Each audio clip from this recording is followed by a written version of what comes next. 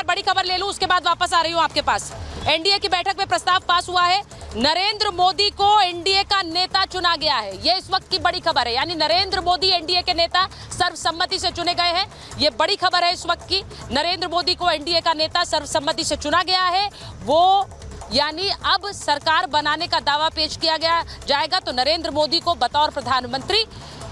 ये बड़ी बैठक, ये बड़ी जो खबर है वो बैठक के बाद निकल कर आ रही है। एनडीए के बैठक में प्रधानमंत्री नरेंद्र मोदी को एक बार फिर से नेता चुना गया है। तो ये बड़ी खबर आपको मैं बता रही हूं। एनडीए की बैठक में प्रस्ताव पास है। मीनाक्षी हमारे साथ जुड़ रही है। मीनाक्षी, क्या खबर आ रही है वहां से, जरा बताइए जल्दी से। Stand by.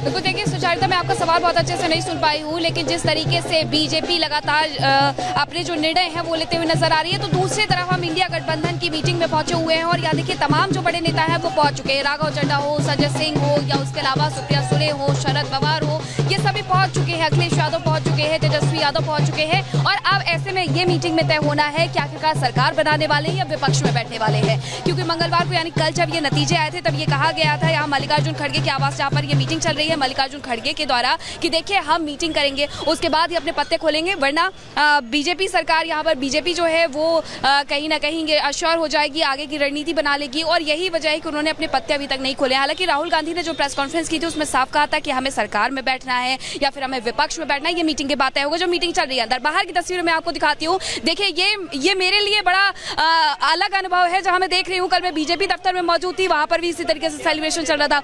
आज मैं यहाँ मल्लिकार्जुन खड़गे के आवास पर मौजूद हूँ और वहाँ पर भी इसी तरीके से सेलिब्रेशन चल रहा है। ये लोग यहाँ पर पहुंचे हुए हैं और हाथ में इनके झंडे भी आप देख सकते हैं। कुछ लोग हैं यहाँ, हम उनसे बात करते हैं।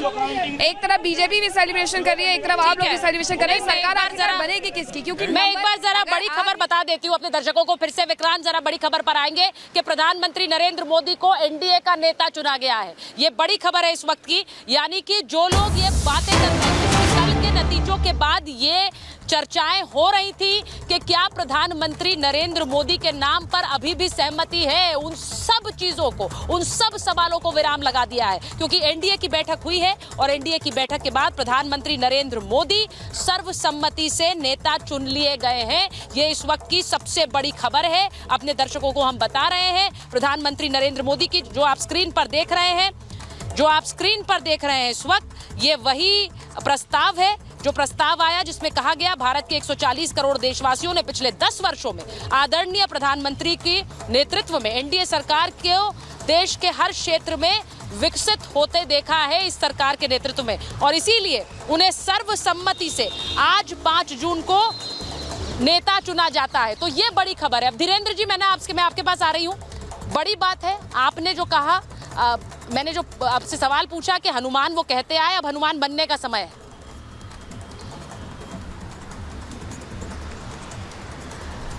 सुचारिता जी, अभी आपने ब्रेकिंग न्यूज़ में दिया कि एनडीए के नेता चुन लिए गए हैं। इसमें ब्रेकिंग क्या है मुझे ये बताइए। एनडीए गठबंधन के जितने भी नेता हो, आदरणीय नीतीश कुमार जी हों, आदरणीय चंद्रबाबू नायडू हों, आदरणीय जीतन राम मांझी जी हों, सभी लोगों ने घूम घूम कर ये जनादेश मांगा था कि सहयोग करिए, देश को तीसरी बार हम फिर मोदी जी को प्रधानमंत्री बनाएंगे। आज उसी प्रतिबद्धता को दोहरा रहे हैं जो देश की जनता चाहती है। देश की जनता ने क्लियर मैंडेट दिया, जनादेश दिया है एनडीए को, और एनडीए को जनादेश दिया है तो हम लोग उसी का जनता के अनुरूप अनुपालन कर रहे हैं। आदरणीय प्रधानमंत्री जी को तीसरी बार देश का प्रधानमंत्री बनाना चाहते हैं। हमारे नेता आदरणीय चिराग पासवान जी तो शुरू से ही एनडीए में लाने वाले लोजपा को वही हैं, आदरणीय रामविलास पासवान जी के समय में। तो उनको, हनुमान को अब दोबारा से परीक्षा देने की जरूरत नहीं है। और अभी संजय राउत जी का एक बयान आपने दिखलाया था सुचारिता जी, जहाँ तक याद है, वो बोल रहे थे कि डेमो कुर्सी है। आप मुझे बताइए कि जिन लोगों को देश की जनता ने जनादेश दिया है कि आप मोदी जी को तीसरी बार देश का प्रधानमंत्री बनाएं, हम उस अनुरूप काम कर रहे हैं। ये डेमोक्रेसी है कि जो इंडी गठबंधन के लोग कहीं ना कहीं देख रहे हैं कि संभावना सरकार बनाने की, डेमो कुर्सी वो है।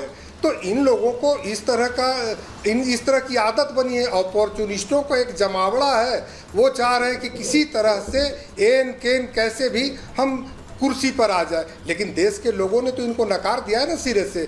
एनडीए का चुनाव जो हुआ, वो एनडीए का गठबंधन का जो चुनाव, वो प्रधानमंत्री के नेतृत्व में प्रधानमंत्री जी के नाम पर, और हम लोगों ने वोट लिया है। आज क्लियर मैंडेट मिला है तो हम लोग बना रहे हैं, इसमें कोई तोड़ जोड़ है क्या? नहीं, देखिए ये वैसे ही कहना है, इसको ऐसे ही कहना है धीरेन्द्र जी कि जब ये कहा जा रहा है कि भाई बीजेपी के तो 241 है, यानी बाकी सब ने उन्हें नकारा है, तो ऐसे ही ये भी कहा जा सकता है कि कांग्रेस के तो 100 ही हैं, यानी कि बाकी 443 ने कांग्रेस को नकारा है। क्या ये कहा जा सकता है? मैं एक बार जरा प्रेम शुक्ला जी के पास जा रही हूँ।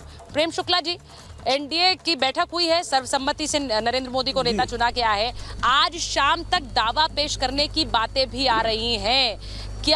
क्या ऐसा संभव है कि आज शाम तक दावा पेश कर दिया जाए, क्योंकि कहा जा रहा है राष्ट्रपति से मुलाकात कर सकते हैं नरेंद्र मोदी जी? प्रेम शुक्ला जी, देखिए, साफ तौर पर एक ऐतिहासिक अवसर है जब आदरणीय नरेंद्र मोदी जी, जिनको जो है तीसरी बार उनके नेतृत्व में राष्ट्रीय जनतांत्रिक गठबंधन को स्पष्ट जनादेश मिला हुआ है। ये पहली बार हुआ है। देखिए, 1952 में पंडित जवाहरलाल नेहरू प्रधानमंत्री निर्वाचित हुए, तो स्वतंत्रता संग्राम सेनानियों का जो पुण्याई था, उसके आधार पर उनको जनादेश मिला था। 57 और 62 का जनादेश उनको अपने कामकाज पर मिला था। आदरणीय प्रधानमंत्री जी को 2014 में जनादेश नरेंद्र मोदी जी के चेहरे पर मिला, पूर्ण बहुमत की सरकार, और एनडीए को जो है जबरदस्त जनादेश दिया गया। इसी तरह से 2019 का जनादेश हुआ और 2024 का जनादेश हुआ है। इस स्पष्ट जनादेश के बाद भी कुछ जो हैं, जो एक तरफ जो है सूर्य की रोशनी है, और कुछ जो खद्योत्सम लोग हैं, वो लगातार जो है उसको चुनौती देने का प्रयास कर रहे हैं, और चुनौती देने का प्रयास करना उनका संवैधानिक अधिकार है। लेकिन जो जनादेश है, उस जनादेश को स्वीकार करना चाहिए। अब कल दोपहर से आपने ईवीएम की बुराई कहीं सुनी क्या? आपने किसी जो है इंडी अलायंस के दल ने ईवीएम पर कोई शिकायत की क्या? निर्वाचन आयोग की कोई शिकायत की क्या? पर जब तक एग्जिट पोल थे तब तक ईवीएम बहुत खराब थे, क्योंकि दिखाई दे रहा था कि प्रचंड 360 से अधिक सीटें जो है वो एग्जिट पोल बता रहे थे, तो कहा नहीं ईवीएम बहुत खराब है। कुछ सीटें इनको भी मिल गई। अब ये कह रहे नहीं साहब जो है ईवीएम जो है बहुत अच्छा है, अब उसकी आरती उरती उतार सकते हैं ईवीएम की। तो इस तरह से राजनीतिक किस तरह से जो है छिछलापन है वह प्रदर्शित होता है। राजनीति में लोकतांत्रिक किसी भी रिएक्शन इस पर भी चाह रही हूं, प्रगल्भता पूर्वक कि वहां संजय राउत ने कहा कि हमें राहुल गांधी बतौर प्रधानमंत्री स्वीकार है, तो वो तो प्रधानमंत्री बनाने के ऊपर भी चले गए। वो कह रहे हैं हमें स्वीकार है राहुल गांधी अगर प्रधानमंत्री के लिए चुने जाते हैं, ये संजय राउत कह रहे हैं। हाँ, नहीं उनके पास सांसदों की संख्या है, तो राष्ट्रपति भवन में ले जाकर सूची दे आए वो, और राष्ट्रपति का अधिकार है किसको निमंत्रित करती है वो।